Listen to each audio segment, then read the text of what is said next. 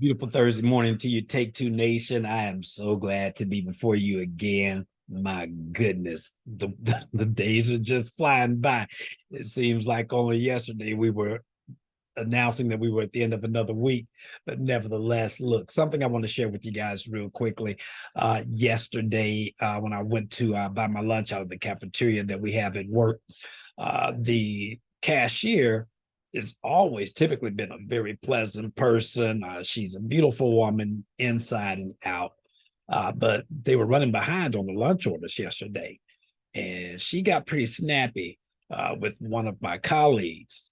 And just, because she was feeling the pressure, I guess, of them being behind on getting the lunches out. And she just said some things to my colleague that I just thought, wow, that's just not cool.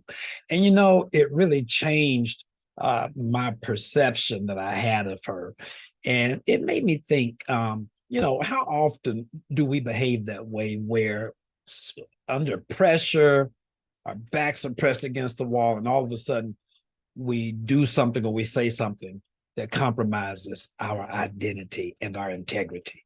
Look, at the end of the day, your integrity is priceless. Your identity is attached to your integrity. And you can't ruin one without ruining the other.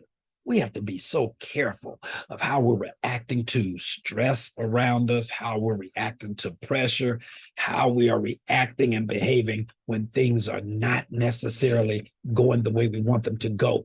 Because guess what? You don't know who in the crowd is looking up to you. Each one of you is somebody's shining star, and you may never know who that is. But yet, all it takes for them is to do something out of character. And as the old expression goes, you don't often get a second chance to make a first impression. I'll never forget when I was a kid, and I've often told you all that I knew there was a calling on my life from the time I was about 6 years old. So I loved going to church. I loved Sunday school. I loved hearing the pastor speak. And I was just head over heels about my Sunday school teacher. This man was, he was like a knight in shining armor. And I will never forget one Saturday, he was visiting some neighbors that lived across from us. We lived in the housing projects, and they were sitting out on a wall drinking these tall cans of Budweiser. Now, let me be the first to tell you, drinking Budweiser ain't going to send you to hell. But at this point, I was just a child. So you can imagine how devastated I was to see my Sunday school teacher sitting outside enjoying a tall can of Budweiser. That thing really messed me up because I was looking up to him. He was like a mentor to me. Look, the Bible tells us, be careful how we entertain strangers, because doing so we may be entertaining angels and not even know it.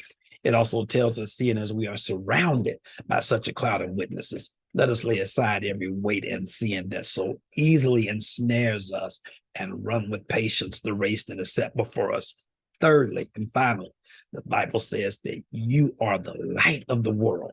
You are the light of the world, and it commands you to let that light shine. It says we don't take our light and put it under a bushel. We let that light shine. When we lose our cool, we're shading that light. When our backs are against the wall and we react out of impulse, we're shading the light. You always have control and dominion over everything in your environment, and you should never let anything snuff out your light. You don't know who's watching you. You don't know who's looking up to you. Most of all, you don't know who all are depending on you.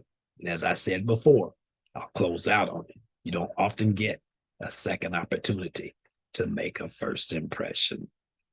I love you, Take Two Nation. Until we meet again, you know what to do. Take two.